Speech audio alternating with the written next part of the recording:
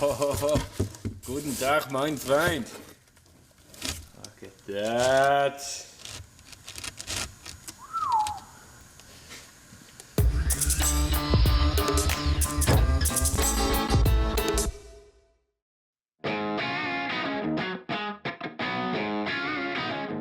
You got seat boost instant. You're gonna straight up and over, and that's it. We're done for the day. It works. It seemed like they'd be a total joke and not worth the time. The transmission that we're getting built is set to handle about 800 foot-pounds of torque. Does that make sense? Basically, we're putting in a cage. Turned out beautiful for a weekend's worth of work. All right, so we need a full skid plate for our Audi.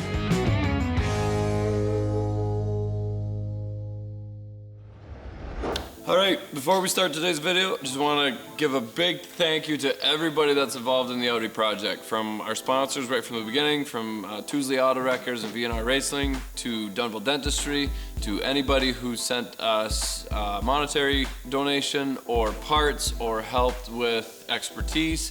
The cage, the guys for the cage, Kyle and Randy.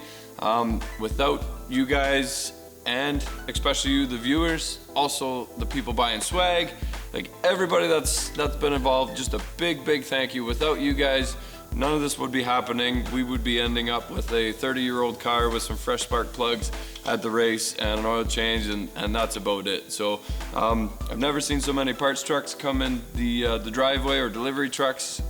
This past month has been amazing. A lot of new subscribers, more views, and just a big thank you all the way around. We got a lot done, so I'll show you what we did. Here we go.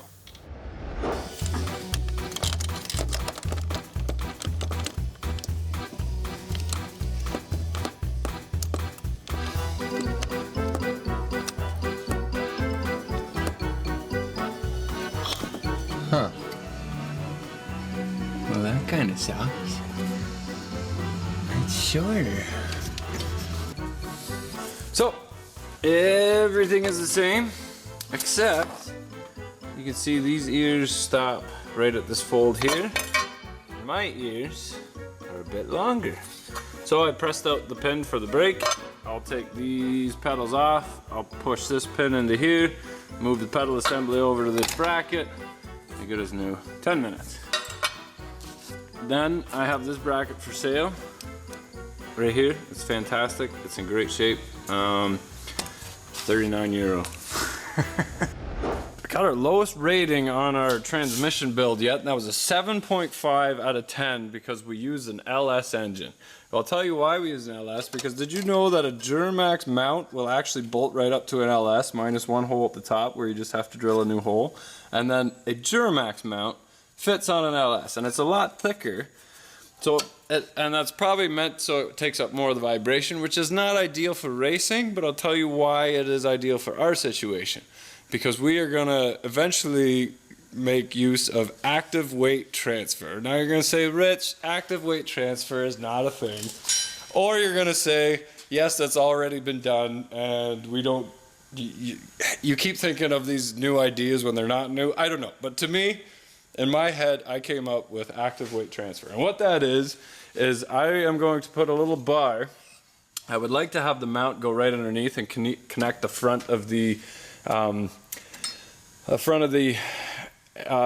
connect the mounts together anyway, but actually the bumper's pretty robust, so it'll actually hold it together. So I'm not worried about that anymore now that I was thinking about it. But what I am gonna do is put a bar just behind the mount here and attach it to the mount on the engine, and then put two torsion bars going underneath the floor in the skid plate and connect to the roll cage. And what I'm gonna do is just push down on that. I'm just gonna use some threaded rod for now and just push down on it and actually take some of the weight off of the front of this engine and transfer it to the point of the cage where it's behind the front tires.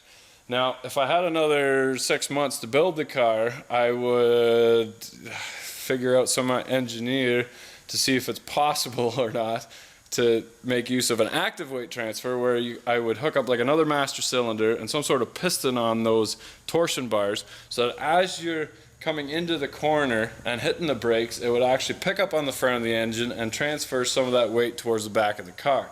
Then as soon as you let go of the brake, it would let go of that torsion bar, transferring the weight to the front again and allowing you to peel out of the corner. I'm going to set it up that way so that we can do that in future races, because I kind of want to experiment with that. But for now, I'm sure we'll run out of time. It's not high on the priority list. I think if we come in saying we have active weight transfer but our car doesn't move, we're going to get laughed out. So we're going to get the car moving first and then probably run out of time for that right now. But we'll do that for upcoming races, and it'd be difficult to see how it handles without it and then installing it. I guess you could disable it, but we'll say for now that we need to run a baseline of how it handles without the active weight transfer. If I've got time, I'll run a couple bars in the back and just put a piece of somehow adjust it with some threaded rod or something, and then go from there. Anyway, yeah, that's me for now, thinking these are the things that keep me awake at night.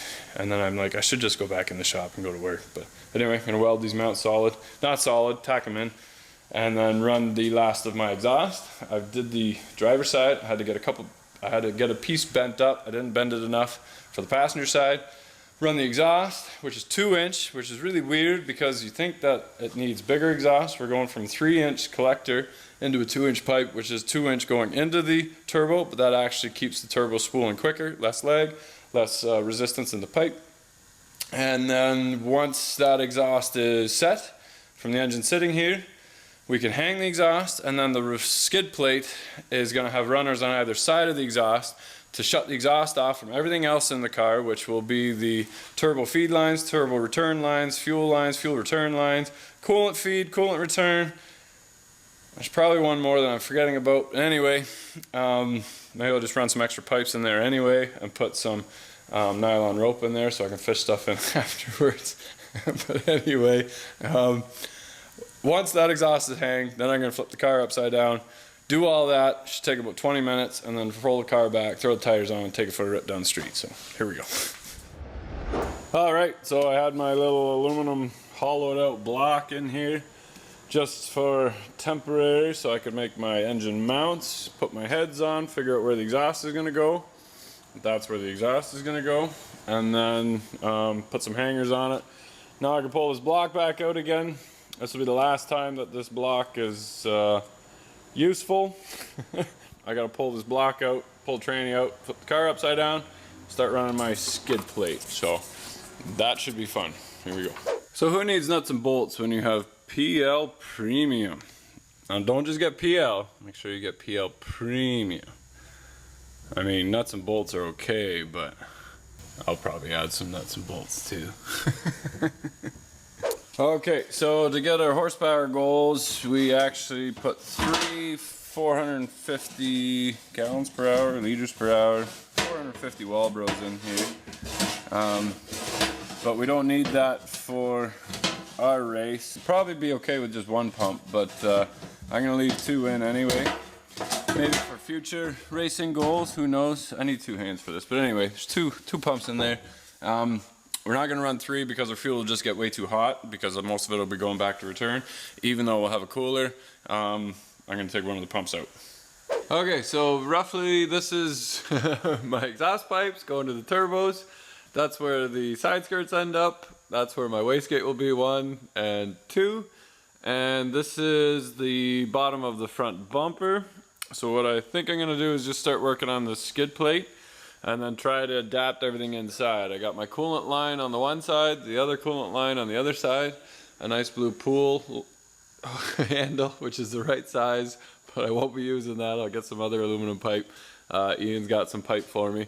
So I'll bend up a nice spot for in here, and then put the mud flat back in again, and just fold it over so we can screw the skid plate to it. I'm gonna make a bracket right here that will hold the skid plate, and then the coolant line will run along that and then poke up at the front here, because the water pump is right about here. The bumper will hold the front of the skid plate, and then we'll put our rods on there to be able to adjust it one way or another. So from about here, it'll be able to go up and down an inch or so, and other race cars do it, so I'm gonna do it. It'll work. All right, so we need a full skid plate for our Audi to keep the exhaust in and whatever. Anyway, reduce drag. Now I went to V&R there, and I remember the conversation very well. I told Rich, I said, I need some lightweight aluminum that has a little bit of a texture on the back. And And I remember explaining to him in great detail how the texture kind of acts like a golf ball, and the little bit of air going right against the surface, it creates a turbulence, and then the rest of the air glides over top. And we were deep into the conversation about the science of it all, and no, wait, that's not how the conversation went. I went to V&R and said I need some aluminum skid plate, and he said there's a bunch of bent up shit in the trailer over there, go help yourself. And then I grabbed it, and that was it. All right, so I got a bunch of stuff done that all took a long time to do, but not much to make a video on, because lots of videos on fabricating. Check out the Commander and the Fleet Master, and also the GTO, bending and twisting metal. Basically what I'm doing here is building a channel that the exhaust runs in. I'm a little bit off on this one. I just moved it over. Maybe I think I'm gonna bend up a new one there. Anyway, I had this pre-bent, and that's the only spot it would fit, but I think it would be better if it was a little closer in. Here's the wastegate, which dumps out that tip out the side, right underneath the door. You can see the other mock-up, or the other one there. That's all done other than a weld on the tip itself. Skid plate goes across the whole thing. The purpose of that is to keep the exhaust hot. Now, people told me don't wrap it, so I haven't wrapped it, but I will put it in channel, and then by putting it put the skid plate underneath the bottom of it, it keeps the air from hitting it and cooling it down as well. Also gives me another spot to run the coolant lines, because the coolant lines have to go at the back, and I thought originally I was going to run them beside this on this side of it here, but there's just not enough room. It's going to be laying on that exhaust. There's no room for it to come over here because there's just not enough room. I can't lay it down in there, and then I have to make a bunch of corners to go around the wheel well. So what I'm doing instead is putting it on the inside right by the drive shaft. So when the drive shaft blows apart, it'll hit the pipe and spray hot coolant everywhere. It'll be very entertaining, and hopefully that doesn't happen. We'll put a cage around the drive shaft. But coolant line, straight run, going to behind the diff and then going up into the rad, straight run going right underneath the skid plate that goes in the front. That's actually the shape of the front bumper and the splitter. And all of these self-tappers are just marking the holes. I'll put speed nuts there, and then just a 5/16 bolt that will hold everything tight. But it'll be these 3 bolts here and one there, and then the 3 bolts that hold the front bumper to the front, or to this frame member, and the whole front assembly will come off. So then it's just an engine there, actually no rad, no nothing, everything will be right there, which should make it easy to work on and also easy to load on and off the trailer. Now it'll be easy to pick it up. Should be able to pick the whole thing up with a forklift just on all this channel once the full skid plates are in place. And I have to run my fuel lines yet, which will go up a snake on top and then run down in the valley underneath, so basically like right down in here. I'm not too worried about the exhaust getting hot here. Like, this only goes when you let off on the clutch, and it's only temporary. So, and then they'll run to that corner, fuel on one, or feed on one side, return on the other. I also need the feed line for the turbo, which will run over here somewhere, wherever I figure out the remote oil filter is going to go. The scavenge pumps will also come back in, and I think I'm going to use one scavenge pump for the 2 turbos, and that'll come back somewhere. That'll come back to the front and then get dumped back into the oil pan after it goes through a cooler. So the oil coming back from the turbo is going to go through an oil cooler, which is right in the front bumper. Then I did make the exhaust coming out of the back here of the turbo, so cut a hole in the floor there. I don't know if you can see that. And then, not bad, I had these pre-bent. I didn't have flex pipe. Flex pipe works pretty good because you can generally bend the flex pipe and then you can copy the flex pipe when you go to town. But what I did was I just took a piece of electric fencing and bent it up, and then they followed it, and this bend was wrong, so I just had to rotate it. and this one bend was in the wrong spot. So it was bent here, and it should have been bent here. But that turned out pretty good. You can kind of see what's going on there. The skid plate is going to come out the back here and then curl right around the tank and then stop right here, and then we'll put a diffuser in there. The back bumper is getting cut right here, and then the rest will be a hole for the air to come out and the diffuser.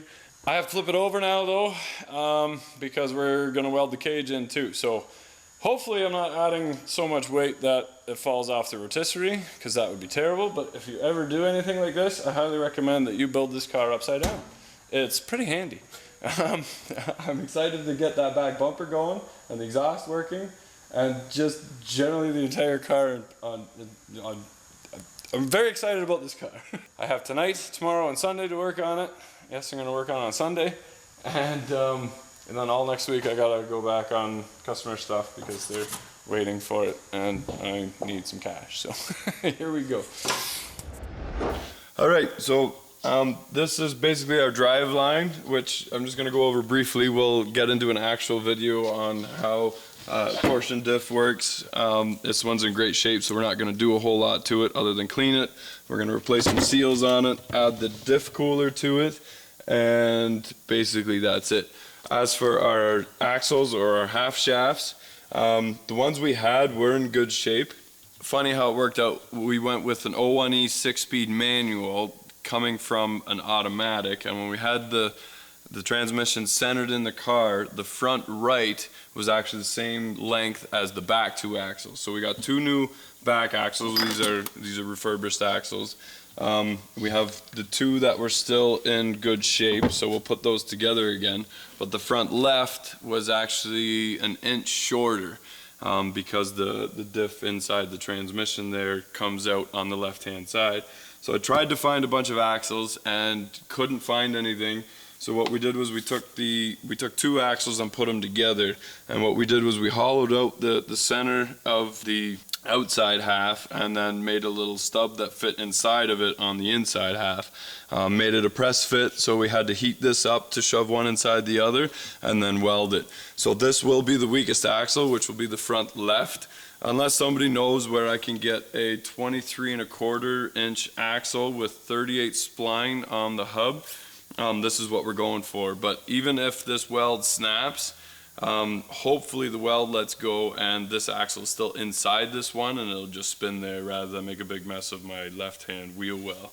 So we'll get into going over the diff next week and going over how to clean up these joints. We'll take this apart, we'll clean it, we'll put it all back together again with the new grease, put some new boots on it, and then our drive line should be good to go.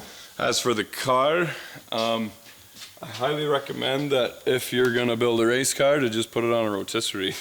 This is great. If you need a video on this homemade rotisserie, we'll put the link down below. The Commander was on it the last time we did the video. I'll show you guys what we did on the bottom. So there's not really a how-to video because it was actually very tedious to do this. I'm sorry for that this is more of this is what we did, because it's not really like you guys are ever going to do this again. What we did was basically start with the exhaust. We put in our empty aluminum block, put the transmission up to it, figured out where we had to go, and then ran the exhaust. I can't change the exhaust. The exhaust is what it is. So we ran the exhaust up into the turbos on the back, and that determined where everything else went.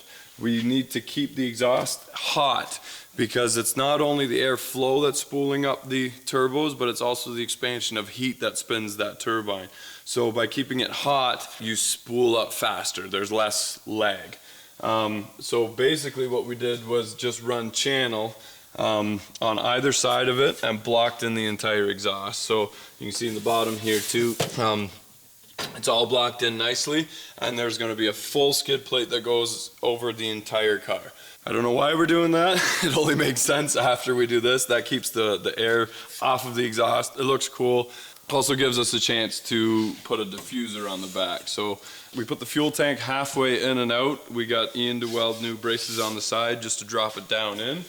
And then once the skid plate is on, we'll have a diffuser on the back too yet. So the exhaust is coming out right here, and then all the air is going to be exiting the trunk right in this whole space right here. So once it's off the rotisserie, we can build a really nice looking thing to enclose the exhaust off and put some nice channel or whatever on there. If you guys want to be involved in that, you can, if you want to design the back of the car, if you can kind of see, we'll take a picture of it and we'll kind of post that to see what would look good with diffusers, with a spot for the exhaust, whatever else. And if you're in a shop class or something and you need something to make, if you want to make us some exhaust tips, we've got 3-inch exhaust coming out, which is what was coming out of the turbos, coming right out the back. And if you're interested in that, hit me up on debossgarage@gmail.com. I can send you some drawings on roughly the space you have to work with, and you can get creative and make us some cool tips. I'll know more once I figure out where the bumper stops and where the skid plate stops, but something to think about. This all started also because the skirt determined the height of our skid plate.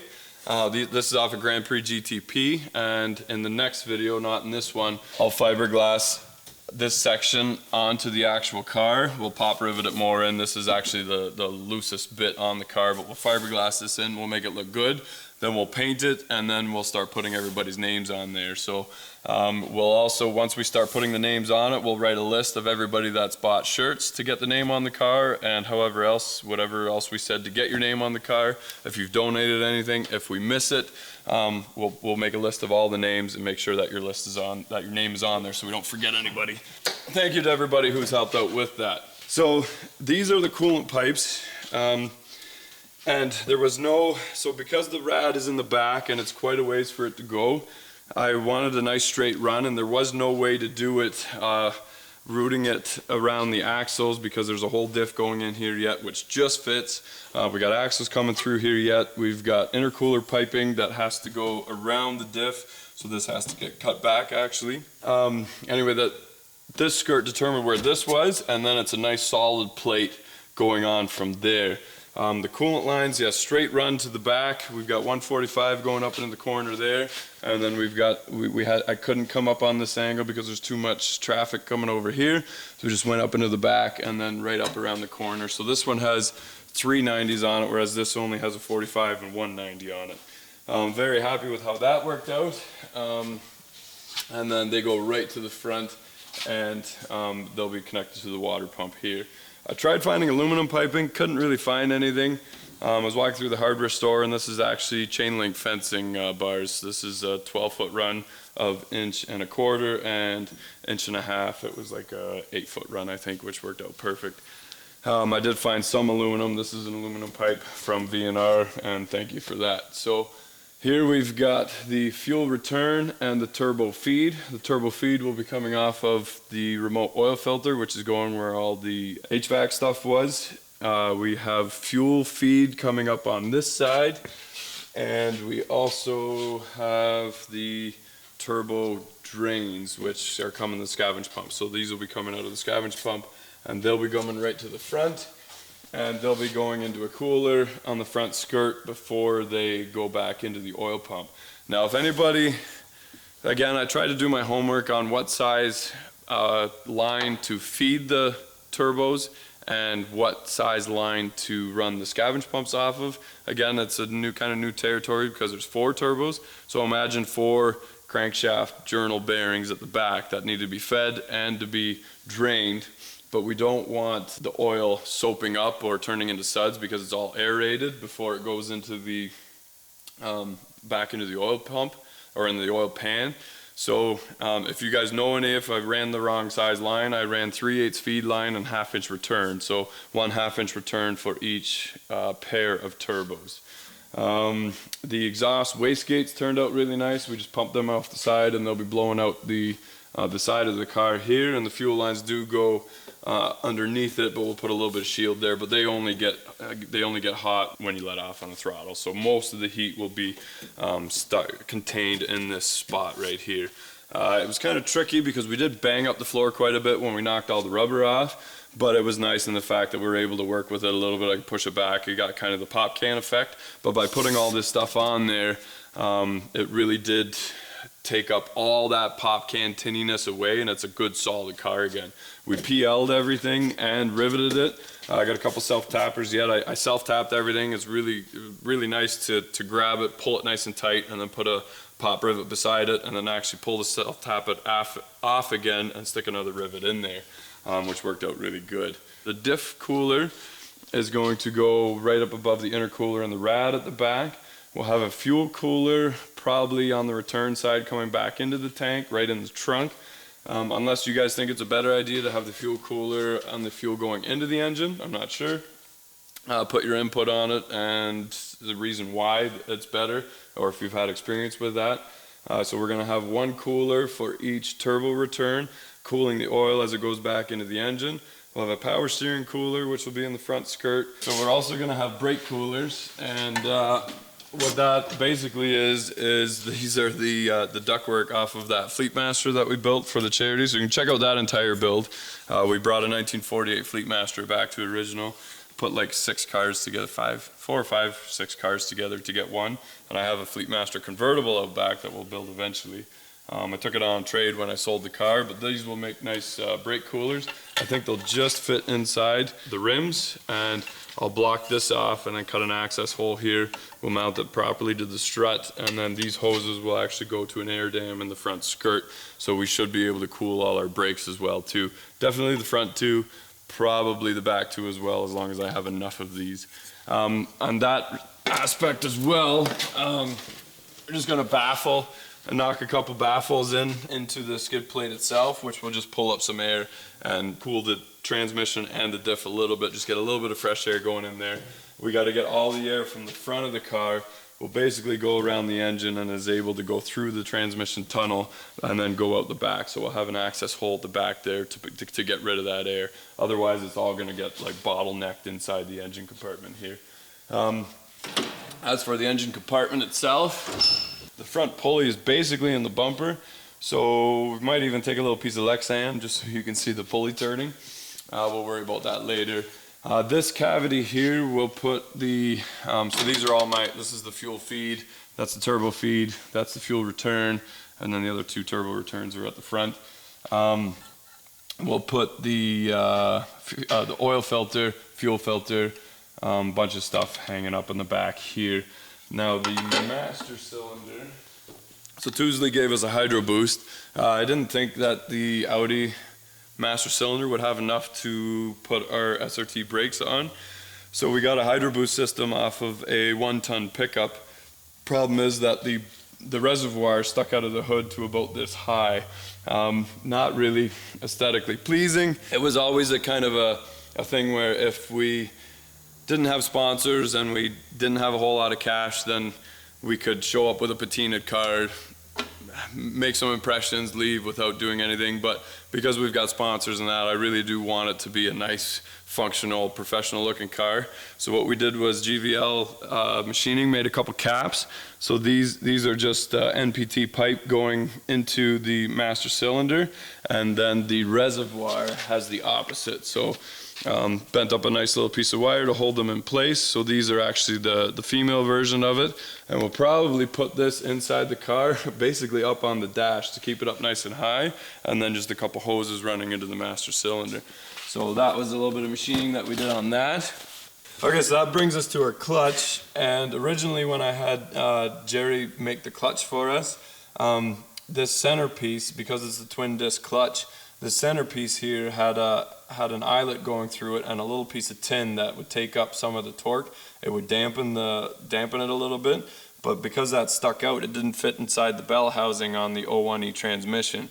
So what we did was we put these shoulder bolts in so that it would just hit up against it, and it was a nice tight fit. The only issue was that we forgot that that center plate was now able to move around like this, and it would throw the clutch completely out of balance. So what GVL Machining did was just weld the ears out a bit more, so it came around the outside of these shoulder bolts, and you can see how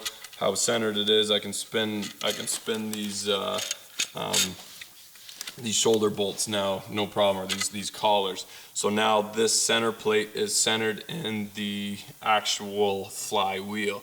Now you can see these are still the machine bolts. We'll take this clutch to the city where they have the proper rivets to rivet the center hub to the clutch, and then they'll also be able to rebalance it as well. So we've got a new got a nice tight drive line on the clutch assembly anyway. So that brings us to our engine. Our engine, you might recognize this engine. It looks a little different though. This was the aluminum block Gen 4 that came out of that Silverado engine swap that we did. It had a big score in it. I brought it to Northtown Machining and they went over the whole engine. We didn't bore it out. He didn't think that was necessary. He did a good hone job on it. He said there was very little wear. There was almost no wear on the engine. I think it was a thou or something like that. So he honed it, and yes, it still has a score in it. You can see it, and you can just feel it with your fingernail. He says for what we're doing with it, we're not going to see a difference in that at all. It's got all new Mali internals. So it has nothing to do with the LS video that we released, getting Northtown to build the engine, but I would never give him an engine, tell him to give me all the parts, I assemble it, he does the machine work, and then who's actually accountable for it, especially in a race application. So while he had it, and because I'm short on time, he port and polished the heads, went over the whole valves, did really fancy machining on the valves. We've got a high volume oil pump in there that is not high pressure, just high volume, and that will feed our turbos just fine. Because it's a Gen 4, we need the timing cover with the cam sensor on the front, and I have the cover. I gave him the wrong cover, so I just got to pull the front pulley off and put the other cover on. Other than that, our engine is in good shape, and that's ready to go. That brings us to the inside of the car. Originally, we got seats out of a 2017 McLaren, or was it 2016? I don't even know. But anyway, it was a McLaren 650S seats. The problem with those is they didn't have the access points for the harness, and they weighed about 75 pounds, I figured, roughly. They're also controlled with the body control module, and unless we hot-wired the motors, we wouldn't be able to move the seats. Now, that's fine if I was the only one going to be driving it, but I'm 6'3", maybe 6'4", I don't even know. And Aaron said that he wanted to drive it, so now we got to be able to move the seat. So we got these seats from Jegs. They're just 150 bucks, mock leather, fully reclinable, and they also slide nicely forward and back. So now my wife can drive it. We can make a nice video of my 5'2" wife driving the car, which will probably never ever happen.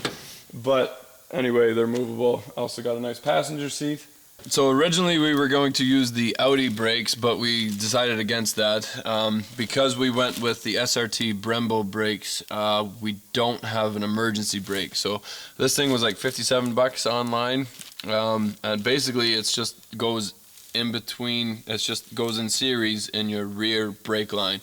Your brake comes in, comes right back out again. If you don't pull the handle, it just flows right through. Your brakes act normal. If you pull the handle, it separates the back from the front and activates just the back brakes. That's just an emergency brake for when we're parking. We cannot pull this while we're driving. This is more of a drift thing. But if we pull this thing while we're driving, we'll explode our front diff. I'm sure of it, because it will want to lock up the front tires as well. We've got a Willwood proportioning valve. I'm not sure what the brake split should be in an all-wheel drive car with, and I have no idea what my weight ratio is going to be. Ideally, of course, we want a 50-50 split, but I don't know what it's going to be. So basically, this just has your front brakes coming in, and then your front right and your front left coming out, and then your rear in and your rear out. And by turning this, you're able to put more or less towards the back.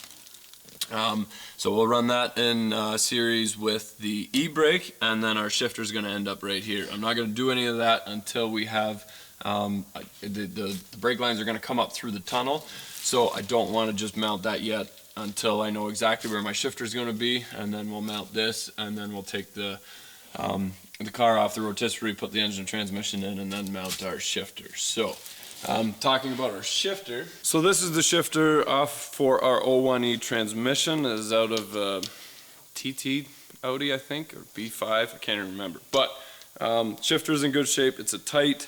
We'll mount this, but we're missing a shift knob. So if making the exhaust tips isn't for you, and you have a shop class or something and you want to be a part of it and make a shift knob, hit me up on debossgarage@gmail.com. I'll send you the information. I can always cut this off and thread and tap something or whatever, put a threaded piece on there. If you want to build this little shifter and be a part of the Audi, you can send that. Otherwise, we'll probably just end up buying one off eBay. So yeah, check that out. In the back seat here, we've got our scavenge pumps mounted. And that's basically just taking the oil from the drains and pumping it back to the front again.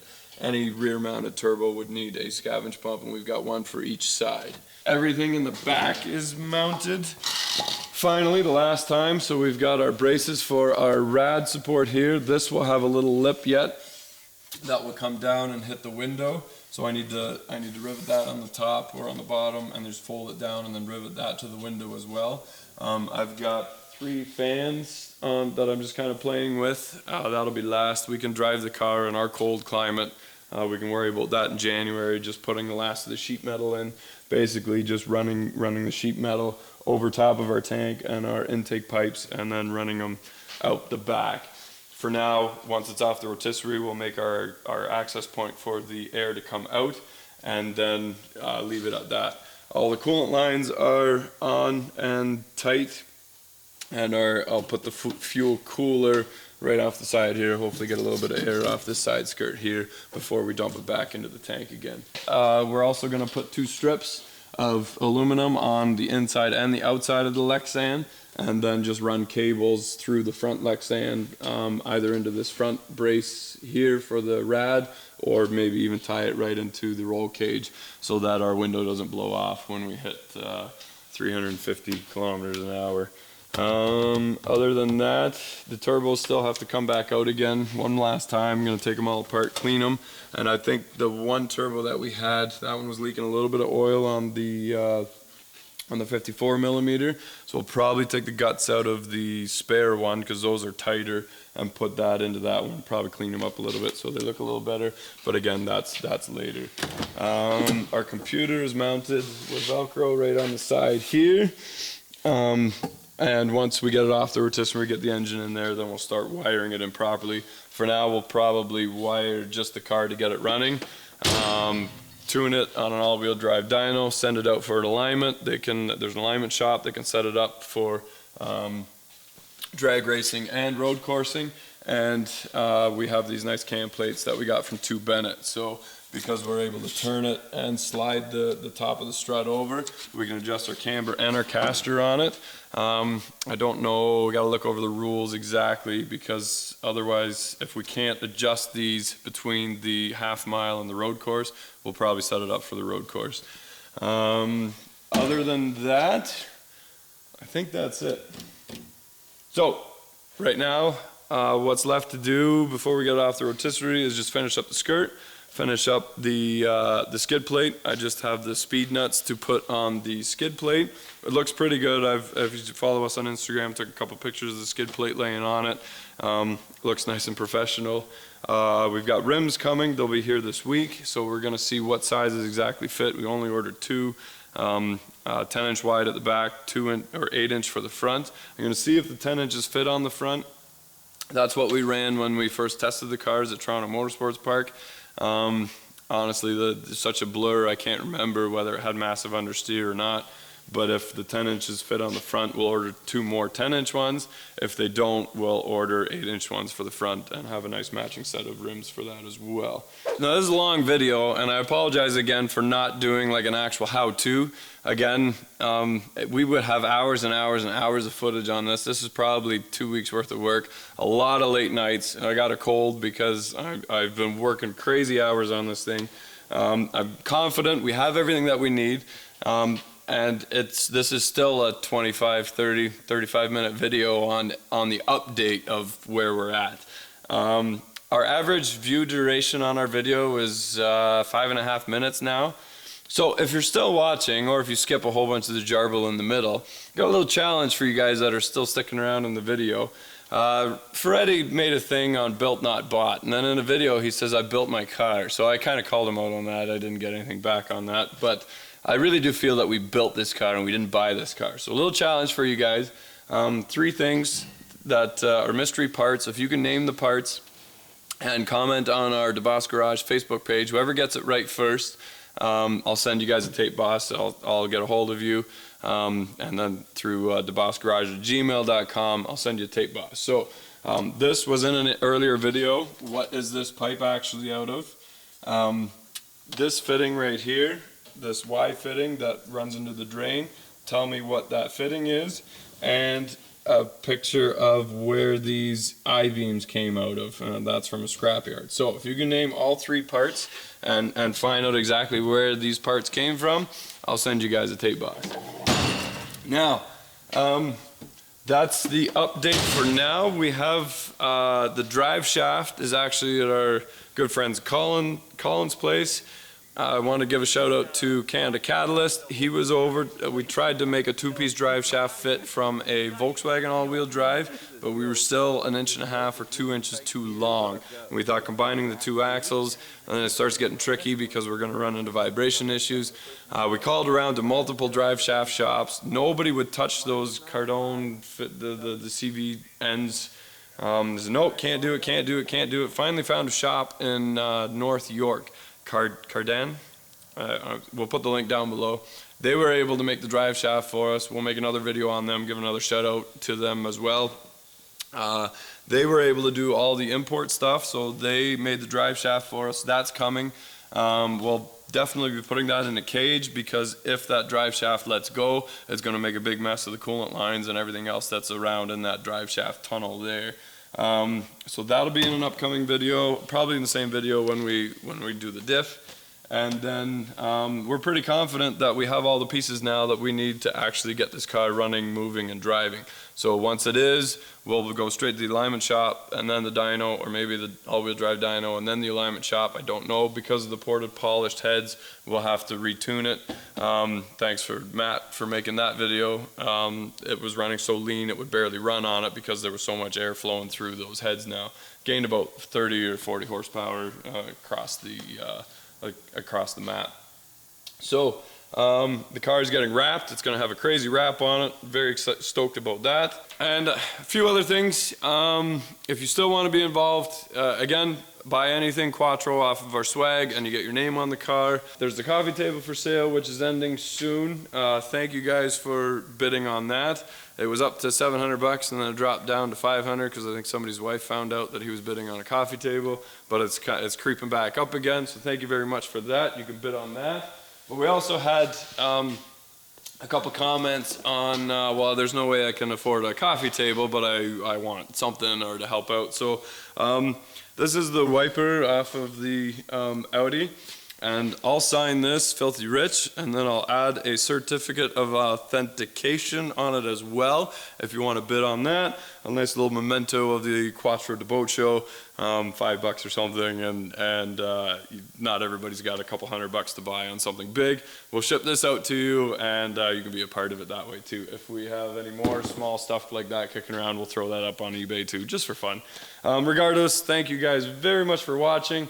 Thanks again to all our sponsors. Thanks again for all you guys for letting us have the opportunity to do this. This is in my wildest dreams, I never thought I'd be building something like this. But YouTube's been great this month. If we can keep this up, we can keep some more crazy projects coming. We got a few rolling in. We've got some parts coming for next year already. It's going to be a good year coming up. So thanks again for watching. Stick around. It's going to be a good time. Here we go. You gotta get some video of me wearing this fabulous tube. Dude, I get the nice shit jobs. It's fine just getting rid of the old fuel lines. I don't want to stay a little fuel all over me. So. Subscribe.